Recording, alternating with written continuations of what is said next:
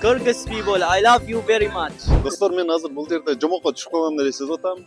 Бул чынында кандай бир кинодогу сцена эмес. Бул негизинен жасалма интеллиг эмес, монтаж эмес. Бул Германиянын эң эле байыркы, эң эле таттуу жана жыттуу Рождество базары Франкфурттабыз. Бүгүн мен силерге саякатчы катары Германиянын блогун айтып бермек алескөт.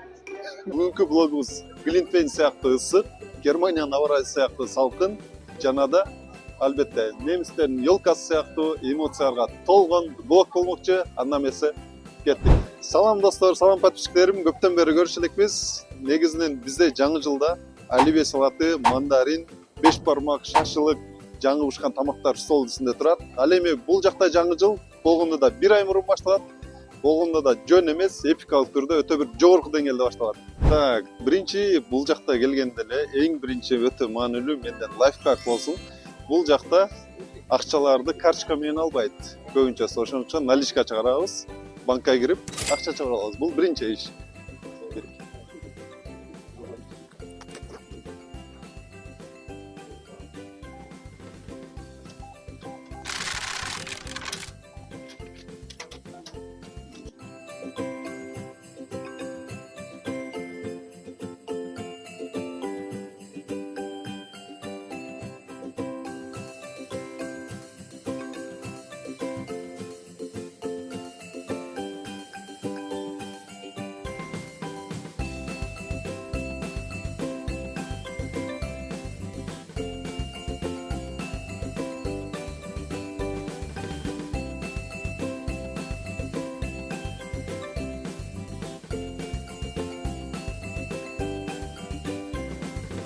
Элестетсеңер, негизинен Франкфурт финансовый борбор болуп эсептелгендиктен бул жакта көбүнчөсү мындай банктар, костюм кийген адамдар, дайыма шашып жүргөн, стресс, кофе, ошолорду көп көрөсүңөр да, ошондой вайбты, атмосфераны. А бирок көбүнчөсү ноябрь, декабрь айларында бул такыр менен өзгөрөт. Кайсы? Александр, бул Афганистандан келген досубуз. Салам алейкум. Александр, баарына салам. Кыргызстан. Кыргызстанга салам. Негизинен жылдын ноябрь, декабрь айларында бул жакта андай бир атмосфераны көп байкабайсың да. Себеби атмосфера өзгөрөт, шаар дагы өзгөрөт. Аны менен кошо Кыргызстанда билесиз, бизде суук болот, кышындасы көбүнчөсү минус болгондуктан адамдарды мисалы дайыма калың кийип жүрүшөт. Мындай шарфтарды тагынып, шапкаларды кийип, перчаткаларды тагып. А бирок Германиянын кышы бираз өзүнчө башкача бул жакта. Себеби кульвайнды ичип алган адамдардын маанайы да өзгөрөт, дайыма ачык болот. Немистер да бираз өзгөрөчөт. Себеби кульвайн таасири болуп жатат. Франкфурт негизинен 1393 жылдардан бери бул базар бар экен. Элестеткиле достор, 1393 жылы. Ал ошол эле убакта бизде кыргыздарда биз көчмөн болгонбуз. Орто Азияда эмне болуп аткан? Жаңы эле Чыңгызхан Орто Азияны басып алып, анын балдары Чагатай, Батыйлар басып алып, Захидин бабулар жүргөн жер. Биз ошол убакта кыргыздар көчмөн болуп жүргөнбүз. Ат үстүндө бул жакта монастыр айтылган, эпостор жазылган. Ошол эле убакта Германияда булар айтат экен, бир кегиле шарапты ысытып сатып көрбөйлүбү деп. Ошондон ошол убактарда ойлонуп, шарап ысытып сатып, бүгүнкү күндө ал белгилүү бир ичимдикке айланды, Glühwein деген. Ошол ичимдик менен Германияда абдан бүгүнкү күндө белгилүү болуп жүрүшөт. Бул Рождество базары бир гана бир социалдык мааниге ээ болбостон, адамдардын бир майрамдоочу, маданий жолугушуучу жергине айланган.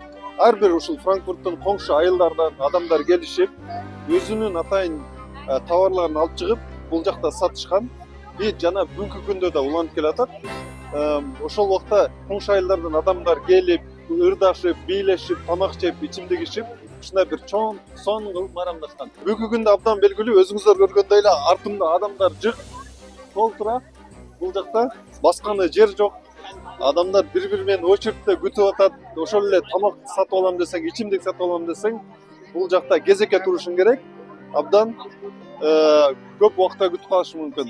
Андыктан жылына дагы абдан көп туристтер келет. Жылына эле кызыктуу факт, бир 3 миллионго жакын туристтер ушул атайын Германияда жаңы жылдык майрамды көрүш үчүн келишет экен.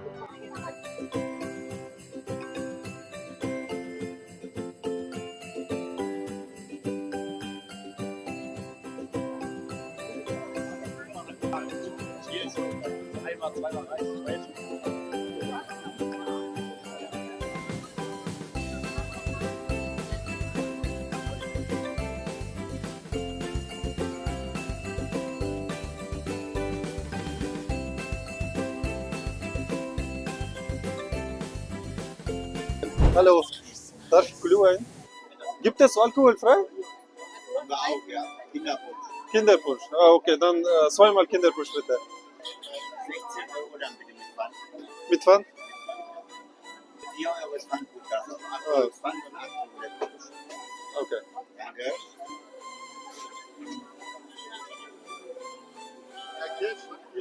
Glühwein бул чоңдор үчүн кыям, же болбосо жүрөккө жасалган массаж. Орусчасы Greenway. Негизи Германияда Рождество ушундай маркетке келгенде, базарга келгенде эң мындай иче турган, таң иче атканда мастуу болуп туруп бул Glühwein эсептелет. Glühwein бул кадимки эле кызыл вино. Ошого өзүнүн сахар, суу, апельсин, корица аралаштырып, атайын аны кайнатып, ысытып, анан кийин бул жакта сатышат. Бул ошол Рождество майрамынын символу болуп эсептелет. Анын алкогольдүк түрү бар. Алкоголь менен десең болот, же болбосо безалкогольный дагы бар. Бул безалкогольный бул азыркы биз ичип аткан Kinder Punsch деп аталат. Kinder Punschту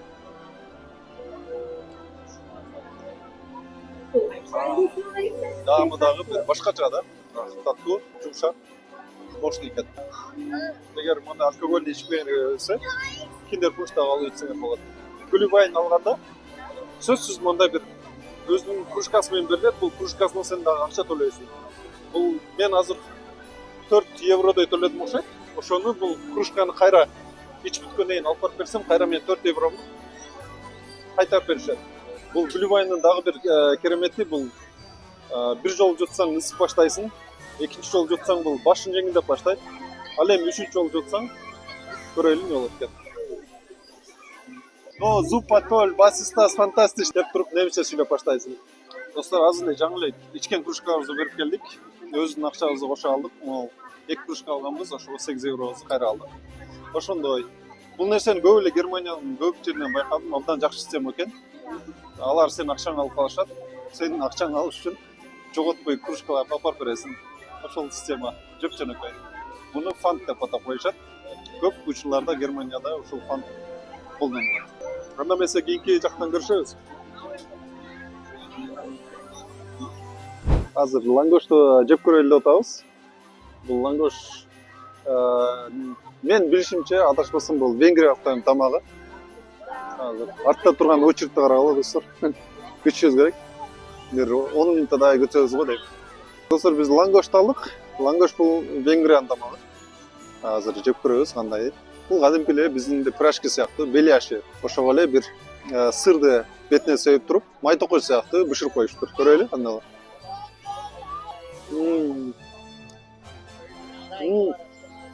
Ошол кадимкидей эле пирожкинин башкача версиясы. Бир аз эле бар креатив кылып, сыр кошуп койгон. Так, жакшы. Бул жакта тамактарында көбүнчөсү ушундай. Мисалы, картошка фри болсо, картошка фриге дагы бир соус кошот. Ал менен сатат. Же болбосо нутелла кошот, аны менен кошуп сата эле. Ушундай бир кичине эле өзгөртүп туруп сата беришет. Ну, бизге да пирожкиге сыр кошуп сатса билбейм, кыргызстанда өтө өтпөй. Надо попробовать. Бул көрүш керек.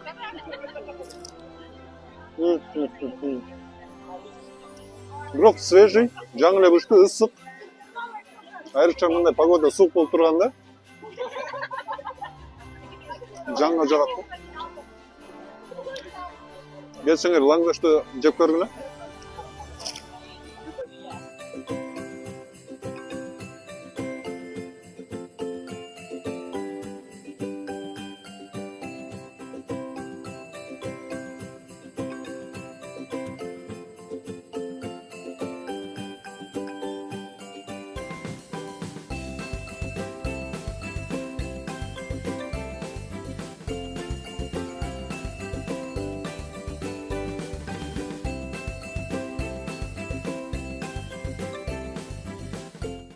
Das ist klassisch, ja?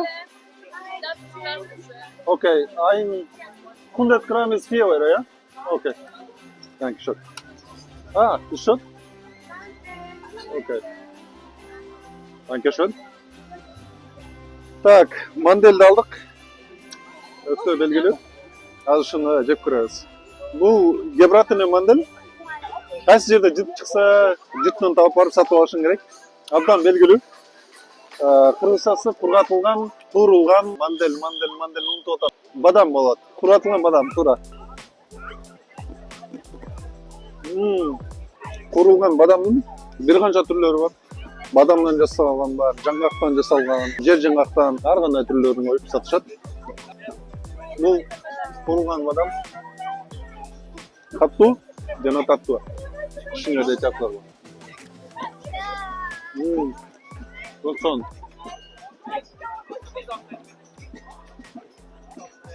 Бияқта музыка ойнап атат. Немистерде ошондой кечинде чыксаң, ар бир көчөдө айрыкча центрлерде мындай музыка ойнап аткан өзүнүн местный музыканттар бар. Элдердин баары бул жакта үйлүп турушат. Ошентип алар өнөн тартуулашат, андан кийин көңүлүн чыгарып акча таштап кетишет.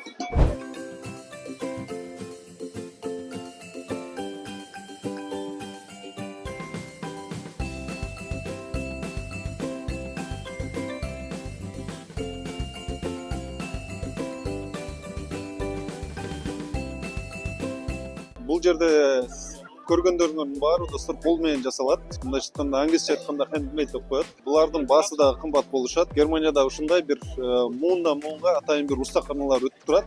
Алар жасап, аларды улантып кетишет. Алар ондогон жылдардан бери жыгач оюнчуктарды, айнек буюмдарды, шамдарды, орнаменттер жасашат. Дагы бир туристтердин келген себеби бул ушул колдон жасалган буюмдар болуп эсептелет. Булар уникалдуу, көчүрмөсү жок. Дүкөндөрдө дагы сатылбайт. Франкфурт күндүзү көрсөң, бул жакта банктар, галстук тагынган, костюм сумчан адамдар көрөсүң. Ал эми кечкисин бул таптакыр башкача шаар. Бул жакта жарыктар жанат, каруселдер болот, аттракциондор ачылат, адамдар көп келет. Эч канчалык суук болсо дагы üşügөнү да билбейсиң.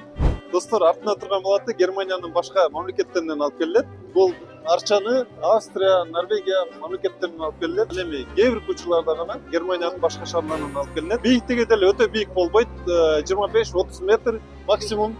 Өзүңүз көргөндөй эле мындай бир өтө бир укмуш жасаган деле нерсеси жок. Ушул арчага 4000ден ашуун жарыктар орнотулуптур. Дагы бир байкаганым, Германияда арчанын түбүнө келип фотого түшкөндөр аз экен. Вообще жок болсо мен байкаган жокмун. Көбүнчөсү башка жактардан фотолорду жасашат. Достор, бизде жамгыр башталды. Дагы бир кызыктуу маалымат, бул жаңы жылдык базарга дүйнө жүзүнөн 3 миллионго жакын атайын туристтер көргөнү келишет экен. Эмне үчүн келишет деген суроого, биринчиден атмосфера. Мен билбейм, мындай бир атмосфера эч бир жерде көргөн эмесмин. Себеби бул жакта бир ай мурун башталат, дагы бир ай бою ушундай бир жаңы жылдык атмосфера болуп турат. Бул бир гана Германияда эмес, Европанын ар бир шаарларында ушундай бир жаңы жылдык Weihnachtsmarkt деп коет. Ушундай бир Weihnachtsmarkттар уюштурулат. Экинчиси бул кол өнөрчүлүк. Бул жакта бул атайын колдон жасалган, сапаттуу, атайын көп узакта чыдай турган товарларды, ар кандай продуктыларды тапсаңар болот. Жылына бир жолу чыгат, жана ушул жактан сатып аласыңар. Экинчиси тамактар, абдан даамдуу тамактар. Ар бир улуттун тамактарын көрсөңөр болот. Бул жакта сатылат. Биринен өтүп бирөөсү даамдуу. Ал эми төртүнчүсү бул кылымдан кылымга созулган бул тарыхы. Weihnachtsmarkттын тарыхы абдан узун болгондуктан бүгүнкү күндө жылдан жылга өтүп, бүгүнкү күнгө чейин сакталып келатат. Башында бир диний бир майрам болсо, ар бир азыркы учурда ар бир немистердин бир үй бүлөлүк майрам болуп калган, жана бүгүнкү күнгө чейин уланып келатат. Эгер келиңер келсе, көрүңөр келсе, ушул ноябрь, декабрь айлары келсеңер болот, өкүнбөйсүңөр. Dankeschön. Десертке вафель деп коет. Вафель менен неме алдык, шоколад, нутелла жеп көрөбүз. Негизинен абдан таттуу, бүгүн таттуунун планын толтурдук. Свежий, жаңы эле бышкан. Немисчеси вафель, бизче вафли деп коет. Ар кандай алсаңар болот, нутелланы кошуп берсе болот бетинечи. Же болбосо кадимкидей эле варенье, ар кандай соустар менен кошуп алса болот. Абдан ширин. Достор, бул Франкфурттун базары, бул жөн эле базар эмес. Бул жакта маданияттын, тарыхтын, адамдардын күлкүсүнүн чогулган бир жери. Дүйнөнүн кайсы жеринде болбо, бул жакка келгенден кийин бул жактагы базар өзүн курчуп алат. Жана ошондой эле өмүрүңөрдө бир жолу келүүчү базар деп ойлойм. Сөзсүз түрдө келип кетиңиздер. Эгер видео жакса лайк басып, комментарий жазып, видеону бөлүшкөнү унутпаңыздар. Жана да ушундай бир сапаттуу контенттер чыгууну кааласаңыз, достор, бул жакта M-Bank жана PayPal'ды калтырып коебуз. Бизди колдоону унутпаңыздар. Кийинки видеодон көрүшкөнчө, немистер айтмакчы. Чүз. One more time. Not good. Come together. Where are you from? I'm from Germany. From Germany. مبين ألماني. I'm from Syria. Ah, Syria. Yes. Okay. In English down or there? German? What? Do you speak English or German? Yes, I What? speak together. Both. Okay, I am from Kyrgyzstan. Kyrgyzstan. Not Kyrgyzstan, not Kurdistan, Kyrgyzstan. Kyrgyzstan. Yes, in Central Asia. Do you know Kazakhstan? Yes. Yes, near the Kazakhstan, Ah. Kyrgyzstan, Bishkek. Yes. Okay, today we made some video about in Weihnachtsmarkt in Frankfurt. Yes. Okay. It's very nice. It's very nice. It's first time you are here? No, not first time. I Not- live near here. How long? Darmstadt. Darmstadt. Ah, okay. You know Darmstadt? I know, yes, because I know Darmstadt. You live here? Yeah, I live here, but a little far from here. You know? Nice. What did you like this market, especially? Especially this traditional house, you know? Yeah, This. traditional house, yes, Yes, it's very nice. I Yeah. like it very much. yes, and And food also. also. What kind of food? Potato, pizza, champignon. Oh, okay. Yes. ايش It's كانت very- هاي It's very البلومنكول؟ special, yeah? Yes, blumenkohl, you know أرنبيط؟ أرنبيط. Arnavut, what is it? It's food also? Yes, also food. الله ايش كان اسمه؟ هذا بلومنكول. Okay, thank Like you. broccoli. Ah, Like broccoli but ah, white, Yeah. and you cut it and okay. Yes. Kapsana is over it's there. very delicious. Okay. You have to try it. Say شايفني something to بالانجليزي Say- بالبول. say Yes, something to Kyrgyz people. Kyrgyz people, I love you very much. Thank you. I like also. Thank you very much. What's your name? Aladdin. Aladdin. Zoli. You know Aladdin and Aladdin. Jasmine? Yeah, Aladdin. I know. Lamba. Yes, you know? of course. Aladdin. Yes. It's very good day. Popular day. I search my Jasmine here. Ah, I look for my Jasmine. Yes. I hope you will find this here. Okay. Thank you very much. Yeah, Bye bye. it's very good, important. Okay, ошол достор. Таныштык. Aladdin менен таныштык. Өздөрүнүн аты менен мына акыркы күндө. Ошол жакшы маанайда силер менен коштошобуз. Баардыгыңарга ушул атмосфераны сезиңер деп ойлойм. Мүмкүнчүлүк болсо келгиле. Анда эмесе кийинки жерден көрүшкөнчө чүз.